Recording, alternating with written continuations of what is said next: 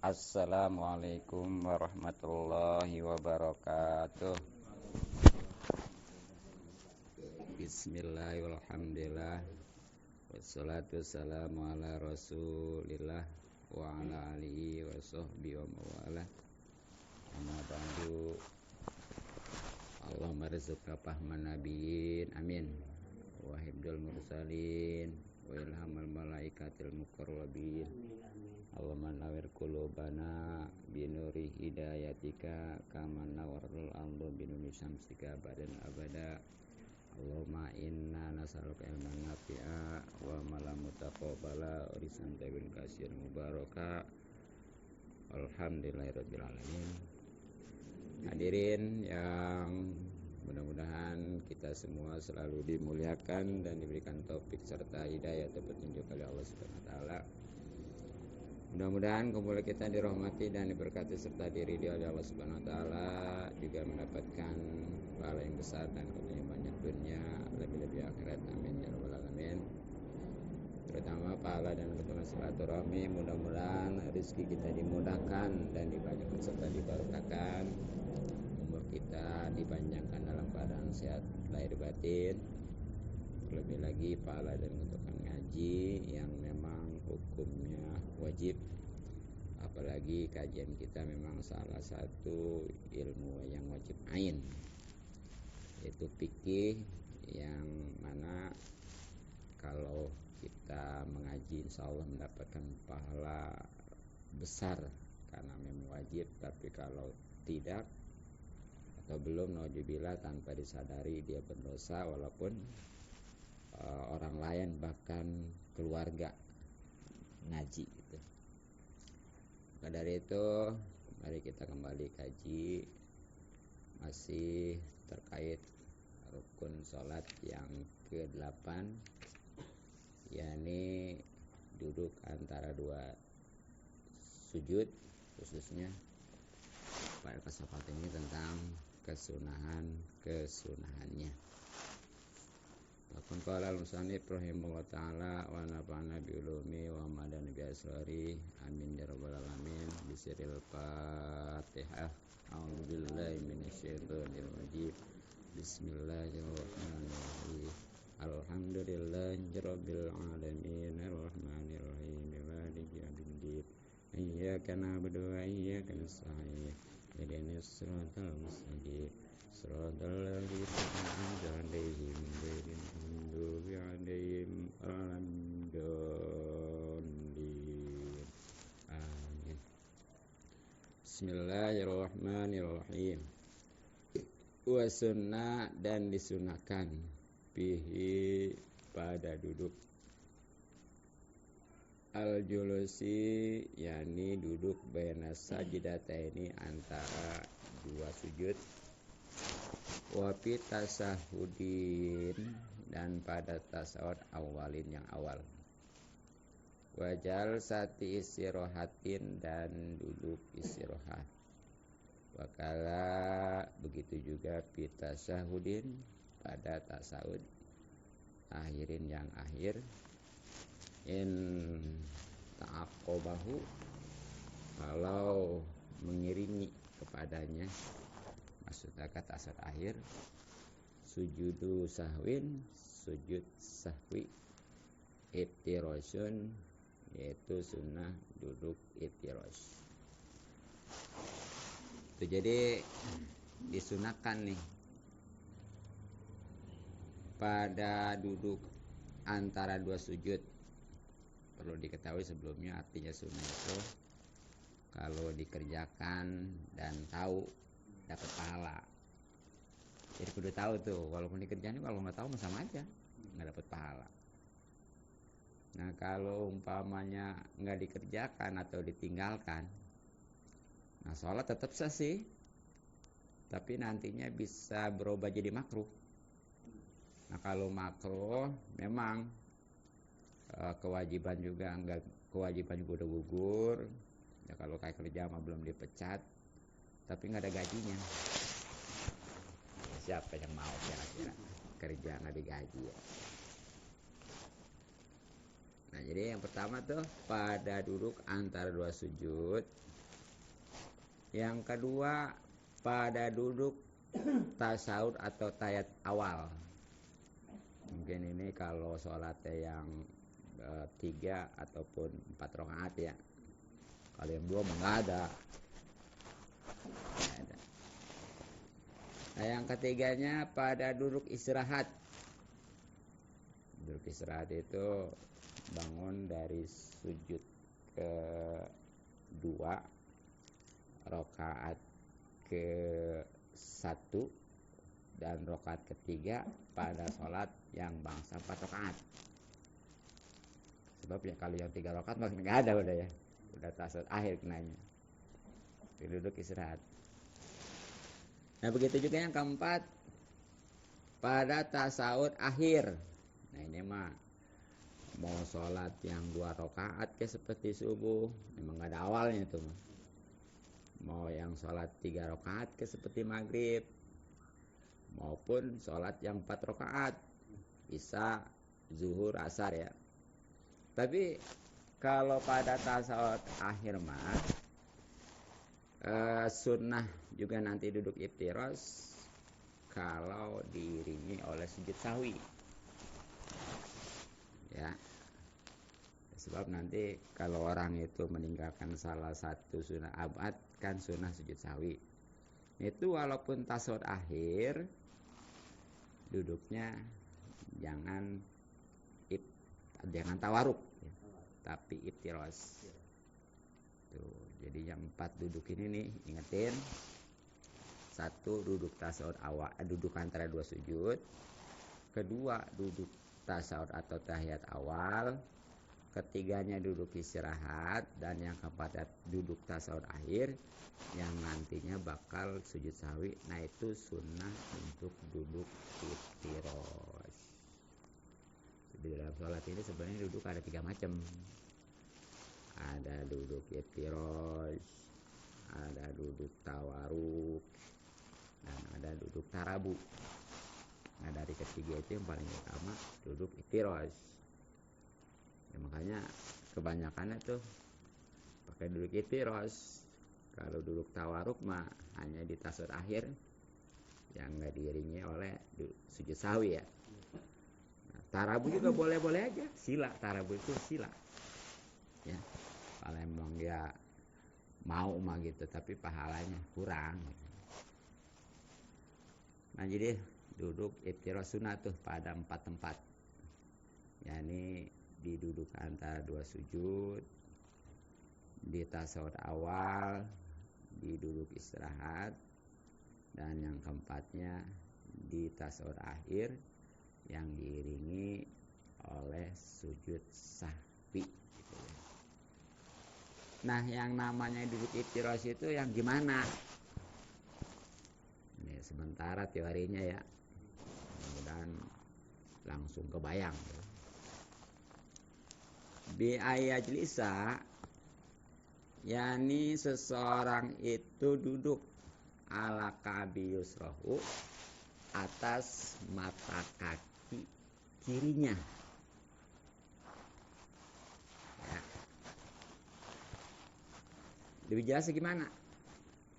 Bihaitsu yali, sekiranya nempel zohruha, ya, bagian luar telapak kaki kiri, al ardo, ke bumi, ke tanah.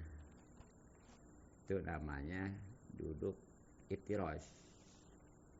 Ya, sekali lagi, duduk pada mata kaki kiri, ya, sekira-kiranya bagian luar telapak kaki kiri itu nempel ke bumi, ke tanah. Itu mungkin lebih begini nih ya, ya gitu, kaki ini ya, tuh jadi gitu tuh, gitu ya. Jadi mata duduk kan di mata kaki kiri kan nih. Terus jadinya ada di luar nih, ada maksudnya ada di bagian luar itu nempel ke bumi gitu. Gitu tuh. Ini kadang-kadang kan ada yang begini doang ya. Enggak nempel berarti kan? Nggak kena. Tuh. Kalau kan ada yang begini mana ya begini. Itu apa itu? Tuh ya. Ini tiap itu perlu dia. Itu praktek gitu ya. Jadi masih banyak kadang-kadang duduk. Itu terus begini banyaknya begini nih. Tuh. Benar nggak? Banyak begini. Tuh.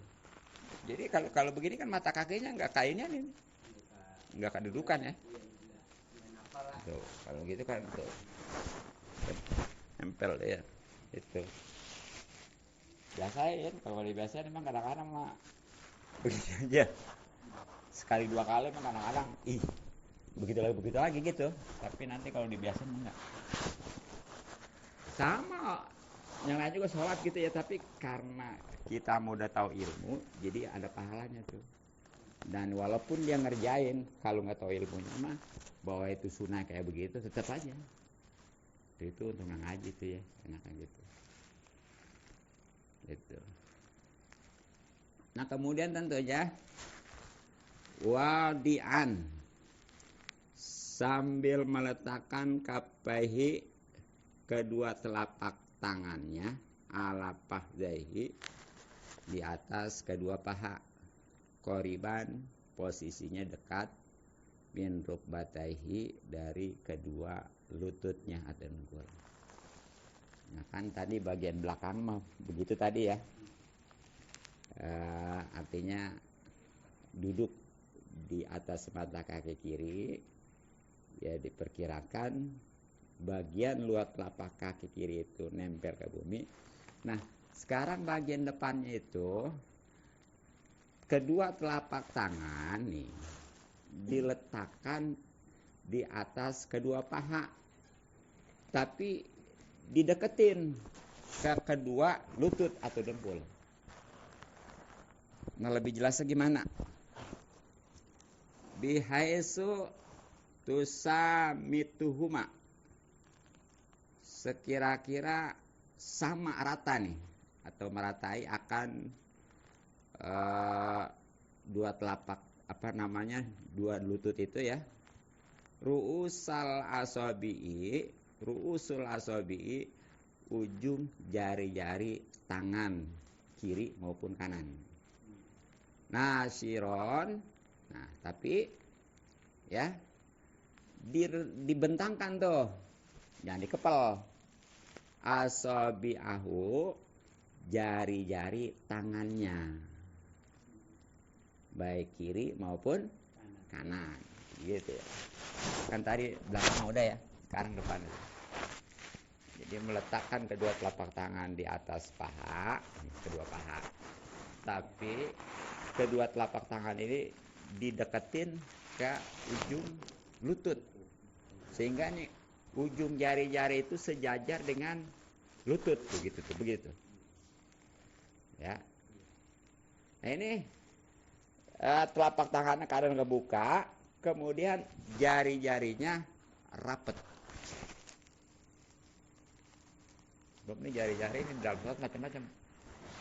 Ada yang berendangin, ada yang rapetin. Ya, kalau renangan seperti takbiratul ihram dipegangin tuh ya. Seperti apa lagi? Seperti apa nih? Ini nih sedekap terenggang.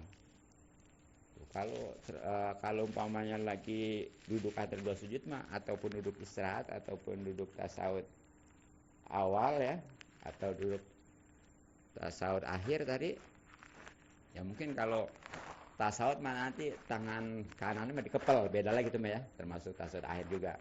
Tapi kalau duduk tasawuf duduk istirahat, duduk antara dua sujud, ini mah semuanya dibentangkan, maksud dibuka, jangan dikepel.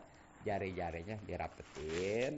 Nah ujung jari-jarinya itu sejajar dengan dengkul, dua lutut gitu ya, begitu ya. Tuh, jadi kalau ini mah nggak sembarangan kan. Kadang-kadang masalahnya ada orang yang sembarangan karena nggak tahu atau kurang konsentrasi. Kadang-kadang di mana aja gitu naruhnya. Iya. Ataupun pas di lutut tapi kadang-kadang tangannya nggak renggang ya. Kaliwat begitu. Iya, kelewat kadang-kadang begitu gampangnya itu. Iya. Pokoknya semuanya aja udah gitu ya. Ya kayak orang aso gitu, kayak orang kecapean gitu. Udah gitu ya. Itulah akibat ya dia mungkin nggak tahu, bahkan tahu juga kalau memang nggak fokus mah, nggak konsentrasi mah ya sama aja. Ya kayak seperti orang tahu tuh bahwa ketika i'tidal harus tumanina kan ya. Tapi kenyataannya kalau nggak konsentrasi, nggak fokus, nggak ada action, itu kadang-kadang tangan masih gerak, udah sujud. Kadang-kadang gini kan, sami Allahu liman hamidah. Dia tahu bahwa itu tumanina wajib nih. Tapi tangan masih gini nih, masih gerak. Ya, sujud ngesah i'tidalnya, karena belum tumanina. Jadi tumanina mah benar-benar kudu diam seutuhnya. Makanya tuh kalau memang dilepas mah kudu pakai action. Artinya kudu diginiin. Ya, dan action itu pastinya dia benar-benar fokus konsentrasi bahwa dia lagi sholat. Makanya kalau saya mah kalau i'tidal itu disendakepin ya. Ya tujuannya walaupun enggak ada action juga udah pasti tumanina gitu, sami Allah liman hamidah. Udah. Itu enggak pakai action juga udah pasti diam. Tapi saya enggak nyalain orang yang dilepas juga ya. Asal tadi itu kudu ada action ya, kudu benar-benar kayak apa tentara baris lah gitu, siap gerak gitu ya, gitu. Nah gitu.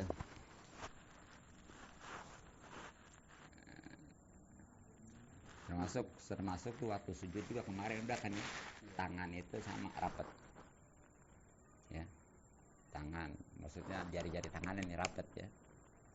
Ya kemarin udah ya. Kemudian qailan sambil membaca Robik Firli, iya, il akhiri sampai akhirnya. Nah ini termasuk kesunahan juga nih. Ya posisinya tadi begitulah. Untuk kakinya gimana, untuk tangannya gimana tadi udah ya. Nah, di samping itu sunnah baca Robik Firli. Nah singkatnya bagaimana kesempurnaannya Robik Firli itu? Tatimatuhu, kesempurnaannya Robik Firli yaitu Robik Firli warhamni wajibuni warpani warsukni wadini waafini wafani ya.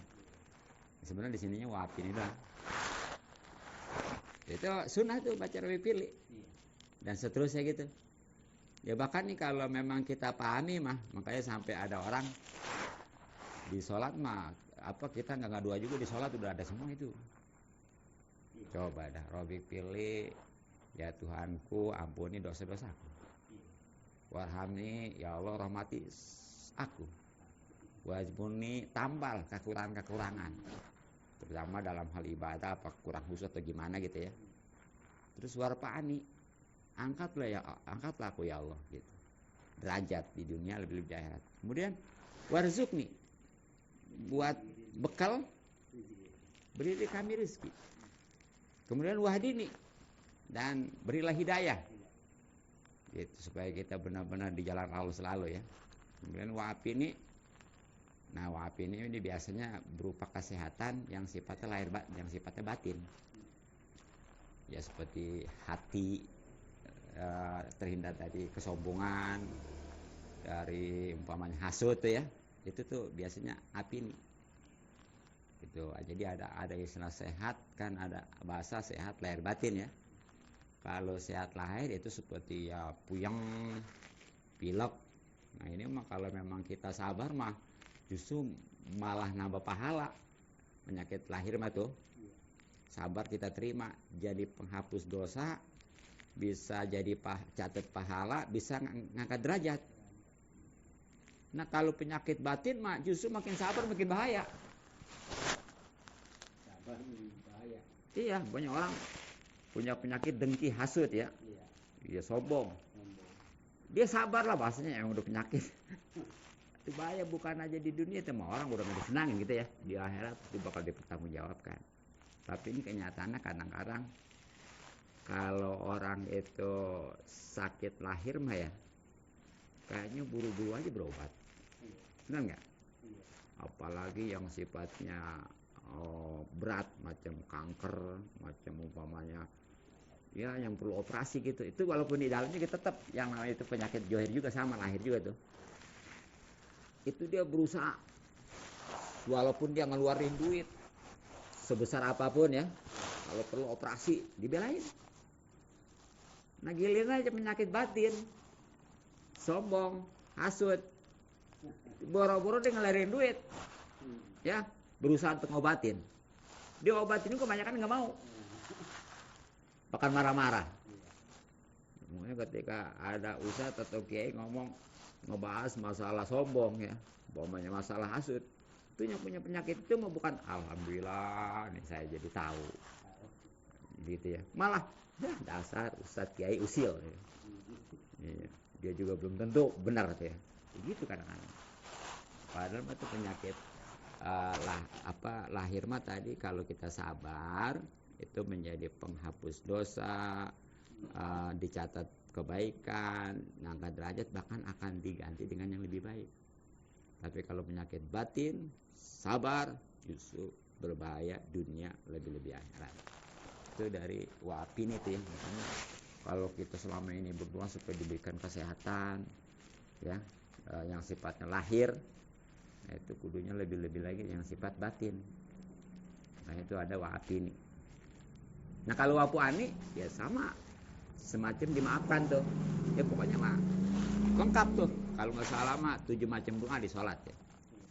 1 Rabbi pilih ampunan, 2 warhamni rahmat, 3 wajbur penambalan, 4 warpani pengangkat derajat, 5 warzukni pemberian rizki, 6 wadini hidayah, 7 waapin itu ya kewarasan lahir ya. Itu kalau kita suka ditambah dengan wapuani ya suka ada ya, bagus gitu ya. Di sananya mah 7 itu udah lengkap itu kalau memang ngerti mah. Cuma kan kita mah karena nggak ngerti sih ya. Iya, orang baca dong. Robik ini udah nggak pukul lagu gitu ya. Kudunya hayatin. Robik pilih itu artinya ya Allah ampuni ya Tuhanku ampuni dosa, ampuni saya. Warhamni rahmati saya, wajburni tambal kekurangan saya. Warapani angkat saya derajat, parzukni berilah saya rizki, wadini berilah saya petunjuk, wapini sehatkan lahir saya gitu tuh. Gitu tuh. Makanya tuh belajar dikit-dikit artinya. Ya memang diantara cara supaya khusus sholat itu begitu. Setiap bacaan sholat kita berusaha untuk ngertiin, sehingga nantinya semua kan kerja. Jadi mulut baca Robik pilih warhamni dan seterusnya umpamanya ya. Terus otak nih mikirin artinya. Nah pastinya itu kan masuk ke hati, kerja semua. Jadi hati kita nggak kemana-mana, pikiran kita nggak kemana-mana. Ini kan kadang-kadang kita sholat ke sholat. Iya pikiran waduh udah macam-macam deh ya. Akhirnya ujung-ujungnya di zona mah akhirnya dia ini rokat keberapa. Itu kalau nggak ada ilmunya mah kadang-kadang rokat keberapa ini. Atuh ada 2 kali juga ngomong itu batal. Tuh rokat keberapa ini ya? Kedua atau ketiga? Atau udah batal. Kalau dia langsung cut umpamanya 2 3 2 3 4 3 yang sedikit, yang banyak, nyampe buru-buru beres lagi, yang banyak lagi. Ya lagi aja tuh gitu ya. Nah itu kita kalau begitu mah khusyuk nantinya. Walaupun alhamdulillah kalau menurut fikih mah masalah khusyuk itu cuma sunnah ya. Sunnah. Kalau menurut mazhab, menurut inian Imam Ghazali mah tasawuf jadi syarat. Jadi orang kalau umpamanya sholat nggak khusyuk nggak sah. Apa kita mah tuh kalau ngikutin itu nggak ada sahnya ya? Ya emang kalau udah khusyuk hikmahnya apa, buahnya apa sholat. Itu di surat Al-Mu'minun kan ada ya, qad aflahal mu'minun, itu sungguh beruntung bahagia dunia akhirat orang-orang yang beriman. Orang yang beriman diantaranya alladzina hum fi sholatihim khoshi'un, orang-orang yang di sholatnya khusyuk. Khusyuk itu artinya nggak kemana-mana. Nah caranya itu tadi, kerjain semua, jangan mulut doang baca gitu. Nah makanya ini dalilnya, alasan di sini lil itba ya, mengikuti Nabi itu kalau sholat itu baca itu tuh. Jadi nggak usah kita protes ini asalnya dari mana, dari Nabi gitu aja ya. Nah kita belum bisa semua juga kita ngikutin Nabi atau ini gitu aja gitu kan. Kalau kita udah bisa ngikutin Nabi walaupun belum semuanya, jadi jangan gara-gara belum bisa semua nggak semua lagi ya, pokoknya masih bisa dikit-dikit ya. Jadi antaranya ya, sebagai bukti kita ngikutin Nabi ini itu kalau sholat laba duduk antara sujud baca Robbi firli warhamni dan seterusnya. Nah, kalau kita udah ngikutin Nabi misalnya di sholatnya sebagai dimana dalam surat Al-Imran, a'udzubillahi minasyaitonirrajim, bismillahirrahmanirrahim, qul in kuntum tuhibbunallah fattabi'uni yuhibbukumullah wa yaghfir lakum dzunubakum. Jadi firman Allah ya, kul katakan wahai Muhammad kepada umatmu. Jadi Nabi suruh nyampein ke umatnya khusus kita nih. In kuntum tuhibbunallah, kalau kalian itu cinta kepada Allah nih. Jadi di sini kudu ada bukti, bukan cuma ngomong doang. Saya cinta Allah.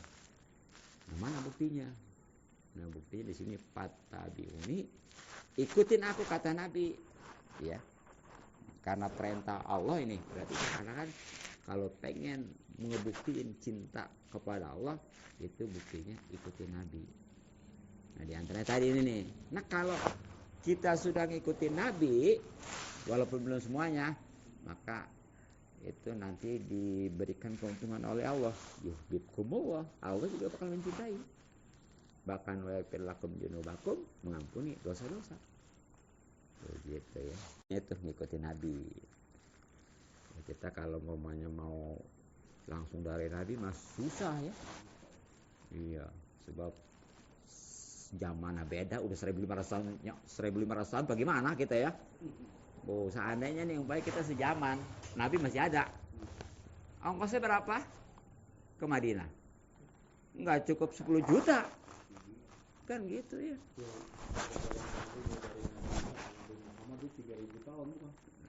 500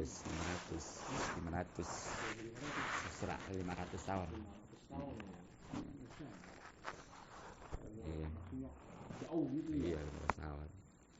Jadi dari Nabi Isa itu ya, kakak Nabi itu, ke Nabi kita itu nggak ada Nabi itu, makanya di situ disebutnya zaman patro, artinya nggak ada Rasul gitu ya. Itu makanya tuh pada waktu itu orang walaupun umpamanya dia nggak beriman gitu ya sebelum Nabi, itu masih dimaklum. Karena apa? Itu kekosongan gitu. Nah, adapun kalau sekarang ini dari Nabi, walaupun udah 1500 tahun yang lalu kurang lebih ya, nggak ada Nabi, emang nggak bakalan ada gitu ya. Jelaskan di sana juga apa namanya, yang penutup Nabi itu ya, Nabi ditutup apalagi Rasul kan gitu ya, pertama Nabi gitu ya. Nah, tapi ulamanya banyak, ya ulama banyak tuh, makanya ada hadis al ulama warasatul anbiya. Itu Nabi, ulama itu pewaris para nabi. Nah ulamanya gimana? Itu yang benar-benar ngamalin, bukan sekedar teori doang, ilmunya doang banyak, tapi kenyataannya mah ya begitu. Betul. Nah bagaimana kalau bacanya cuma iktirli doang 3 kali? Diganti. Kan tadi mah Robbi firli, ada Robbinya ya. Robbi firli warhamni wajburni warfani warsukni wahdini wa'afin wa'fani. Nah ini mah katanya udah pakai iktirli aja 3 kali. Diganti tuh. Wa yukrahu, dimakruhkan iktirli ketika duduk antara 2 sujud membacanya iktirli doang salasan walaupun 3 kali. Jadi udah aja ya sebenarnya, walaupun nggak baca ya tuh karena sunnah ya. Jadi yang wajib mah duduknya itu mah, tapi kan tadi walaupun sunnah harus diperhatikan, sebab kalau enggak apalagi nggak dikerjain itu bisa berubah jadi makruh gitu. Kemudian wasuna, dan disunahkan jalsatu istirahatin, duduk istirahat biqadril julusi, seukuran duduk baina sajadatini, antara dua sujud. Oke nih. Ini sebenarnya mah udah lain ya bahasanya, tapi karena tadi seperti singgung tentang di antara yang sunnah untuk duduk iftiros itu adalah duduk istirahat, banyak kalian di sini bahwa sunnah duduk istirahat, duduk sejenak ya. Itu tadi bangun dari sujud yang kedua, rakaat pertama atau rakaat ketiga yang bangsa sholat 4 rakaat ya. Kebayang ya? Iya. Nah cuma jangan lama-lama nih, namanya juga istirahat kan. Jangan lama-lama istirahat mah. Ya sebenarnya kalau bicara istirahat mah sama nih. Kita di dunia ini sebenarnya mah kayak orang ngebar sebentar kerjanya ya. Iya. Ya sebenarnya mah sebentar juga kalau kita benar-benar serius mah sungguh-sungguh insya Allah. Karena itu kata hadis itu, jadilah kalian orang yang mengembara atau hanya singgah gitu ya.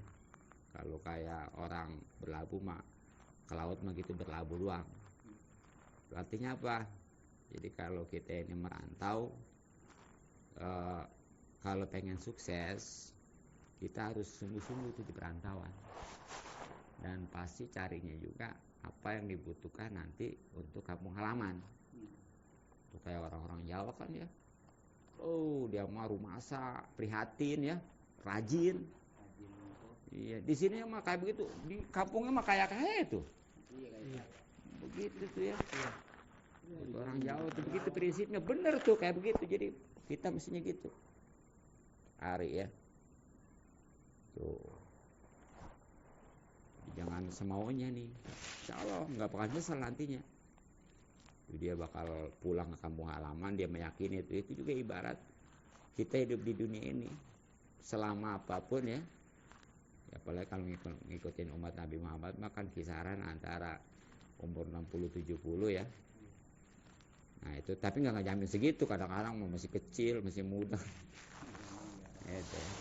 Nah itu kita pasti kembali. Nah itu harus dipikirin bekalnya. Ya masalah kematian udah pasti, ini yang penting adalah bekalnya tuh ya. Jangan sampai nanti di sono nyesel, keduung bahasanya gitu. Jadi ini sama duduk istirahatnya sebagai renungan nih bahwa kita hidup di dunia ini sama aja sementara. Dan duduk istirahat itu jangan lama lagi seukuran duduk antara dua sujud ya. Kayak tadi paling lama kayak baca Robik Piliwarhani aja gitu. Tapi nggak baca apa-apa ini mah enggak. Ya udah Allah aja gitu tadi tuh ya, karena bangun dari sujud kedua gitu. Nah ini sama dalilnya lil itba'i, karena ngikuti Nabi. Tuh Nabi juga tuh kalau Nabi tuh kalau sholat ya itu selalu duduk istirahat. Tuh yang tahu mah tuh nggak ditinggalin. Istirahat tuh. Iya, sebenarnya kadang-kadang orang sholat ya walaupun sah saja ya kan, ini maksudnya kan.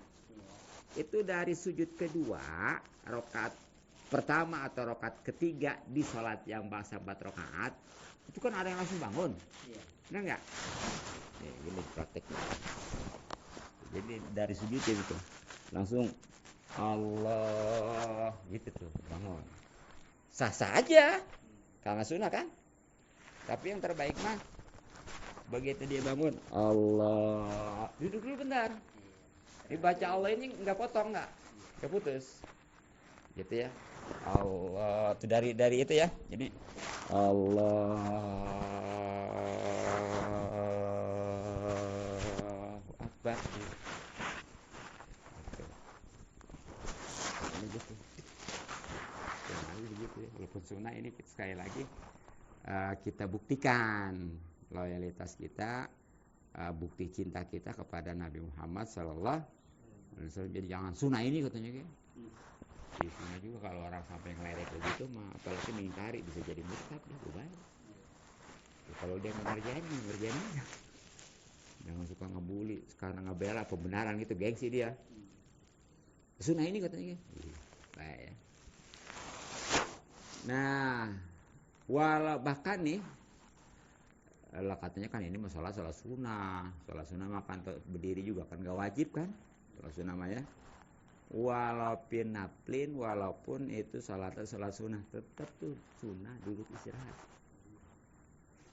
Nah wa intaroka bahkan seandainya meninggalkan duduk istirahat al imamu imamnya, tetap aja sunnah.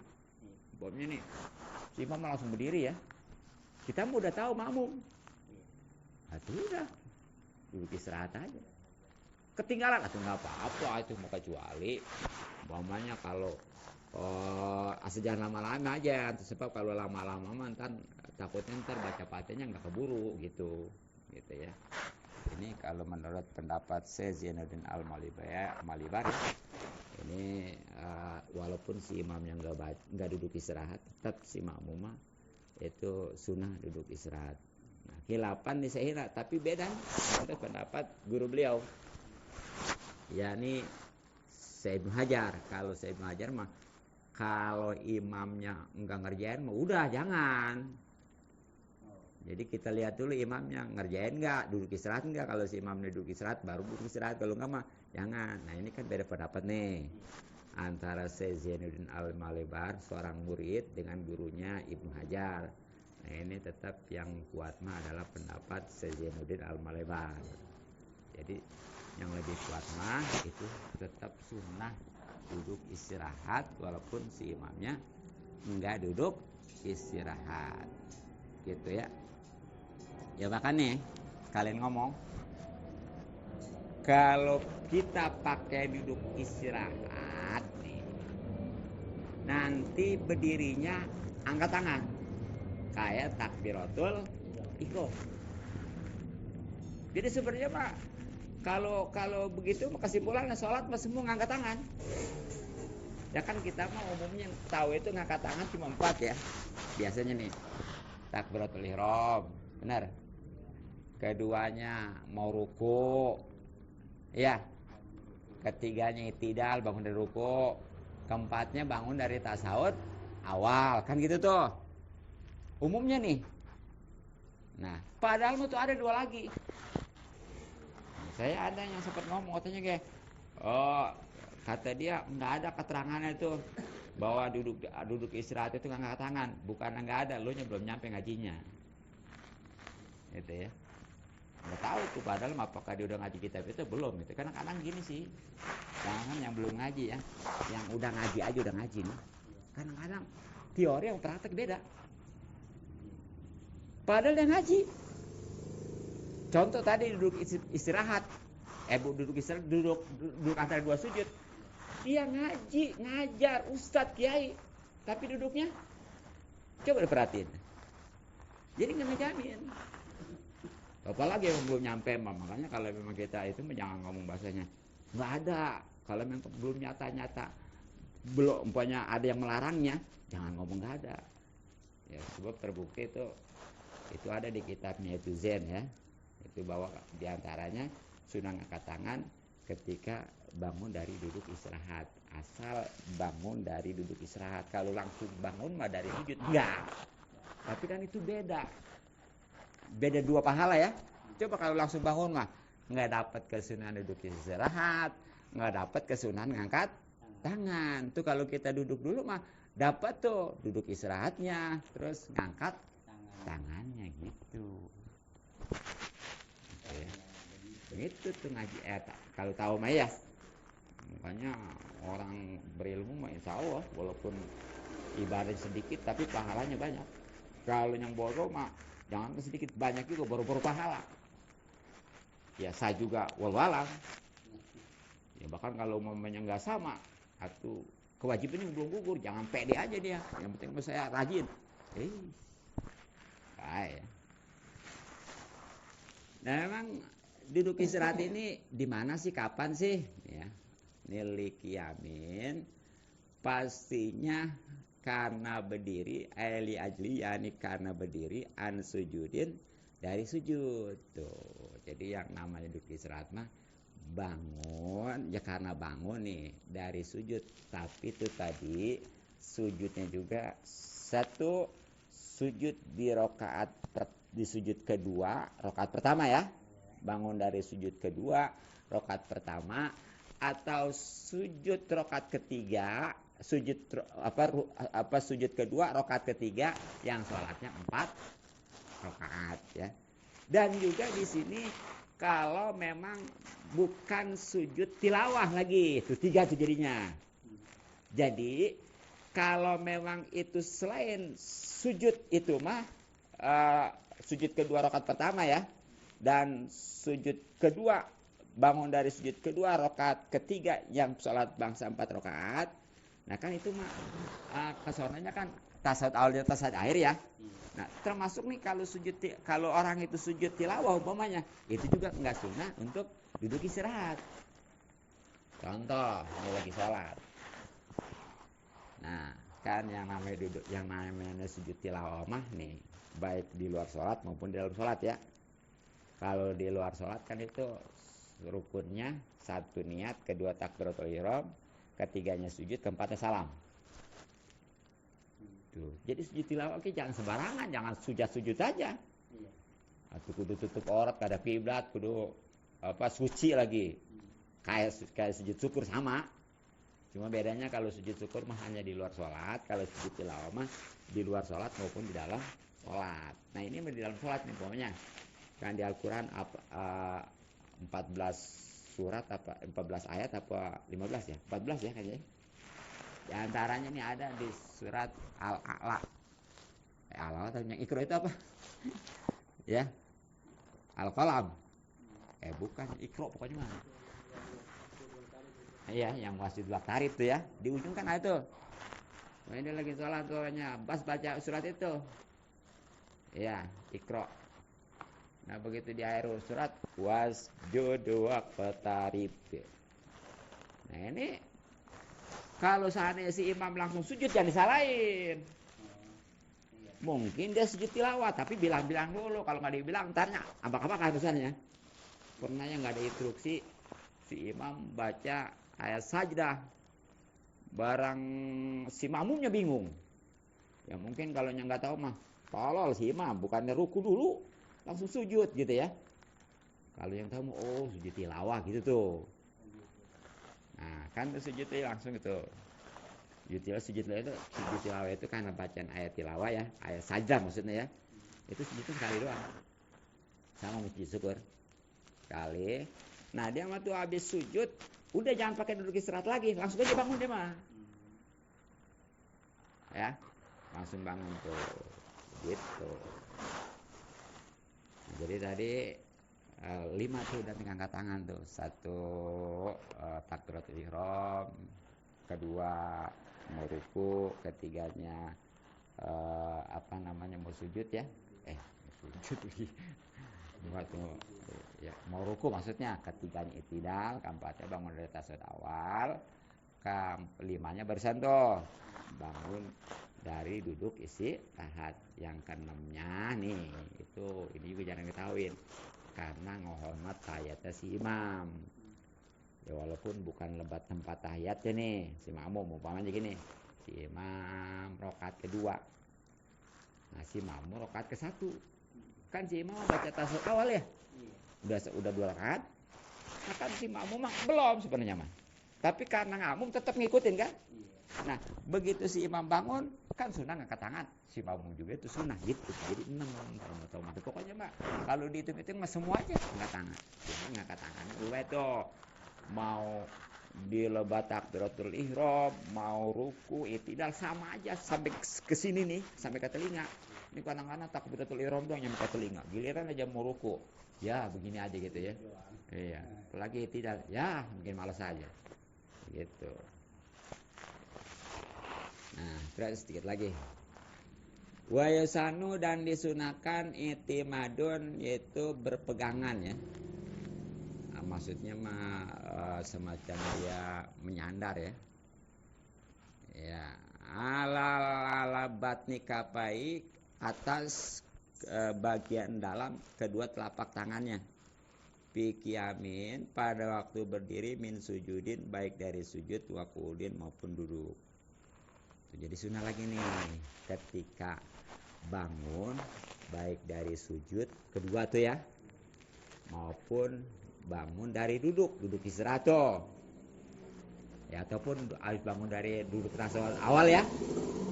Itu kudu berpegangan kepada dua telapak tangan nih. Tuh, ini kan kadang-kadang jangan umpamanya karena kuat ini sehat ya, langsung aja Bapak ada nih. Nih, jadi ketika orang bangun dari ini nih, bangun dari sujud maupun dari duduk ya, duduk itu apa duduk istirahat maupun duduk tasawuf itu ada yang tangannya nggak megang lagi. Iya, nggak megang ke bumi lagi. Jadi langsung gini deh. Banyak katakan dari sujud ya, kan gitu. Allah gitu megang. Ada yang bawa keluar tadi kalau tasa duduk istirahat makan dia pasti kayak ini dulu karena duduk dulu ya. Jadi tangannya di lutut nih, termasuk tasawuf awal kan ya.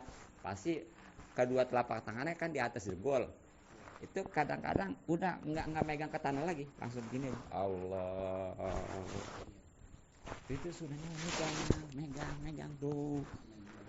Tuh. Jadi begitu bangun dari sujud banyak Allah megang. Ketika bangun dari duduk istirahat juga maupun tasawuf megang lagi nih. Tuh ya. Nah apa tujuannya kesannya nih? Jadi itu kesannya kita nggak sombong.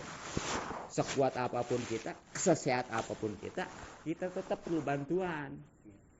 Ya di sini tentunya ke bumi. Ya, terutama kepada Allah Subhanahu wa ta'ala. Ini ada tuh kadang-kadang langsung kan ya. Ya bahasanya apa katanya bisa dianggapnya nambahin rukun. Di keluar di sini juga suruh pegang ke bumi di sini. Ya. Gitu. Emang kalau kita patul ini mah di sini enggak itu ngitun ke bumi ya. Tetapi kalau di kitab piaranya mah itu megangnya bukannya ke lutut, bukan ke dengkul, tapi ke tanah. Apa tujuannya? Ada di kitab piaranya mah tujuannya supaya enggak sombong. Sekuat apapun dia, sesehat apapun dia, tetap itu perlu bantuan. Gitu. Ya. Nah, itulah tentang kesunahan ketika duduk antara dua sujud. Jadi kesimpulannya mah ya apa kesunahan di dalam duduk antara dua sujud ini? Satu adalah duduk iftirosh tuh tadi gambaran baik kakinya maupun tangannya ya. Keduanya adalah baca robik firli. Nah ketiganya itu pikirin tuh artinya supaya khusyuk. Mudah-mudahan kita bisa semua ya, sehingga kita akan beruntung sebagaimana beruntung bahagia dunia akhirat sebagaimana yang disinggung yang difirmankan oleh Allah Subhanahu wa taala dalam surat Al-Mu'minun, qad aflahal mu'minun, sungguh bahagia beruntung dunia akhirat orang-orang yang beriman, alladzina hum fi sholatim khusyuun, yaitu orang-orang yang di dalam sholatnya adalah khusyuk karena memang dikerjain semuanya. Dan cukup, mudah-mudahan manfaat. Subhanaka bihamdik asyhadu an la ilaha illa anta astaghfiruka wa atubu ilaik. Assalamualaikum warahmatullahi wabarakatuh. Allahumma shalli ala sayyidina Muhammadin fil awwalin wal akhirin wa barik wa sallim wa radhiyallahu anhu ashabi rasulillah ajmain. Bismillahirrahmanirrahim. Alhamdulillahirabbil alamin. Allahumma inna nas'aluka ma 'allamtana faddu ilayna inna hajatana ila tanzilil rabbil alamin. Allahumma inna nas'aluka ridhokal jannah wa na'udzubika min sakhatikal nar. Allahumma hasil maqasidana fid dunya wal akhirah balikna murana bil khair rabbana atina fid dunya hasanah fil akhirati hasanah wa qina adzabannar. Shallallahu alaihi wa sallam ala jami'il anbiya'i alhamdulillahi rabbil alamin.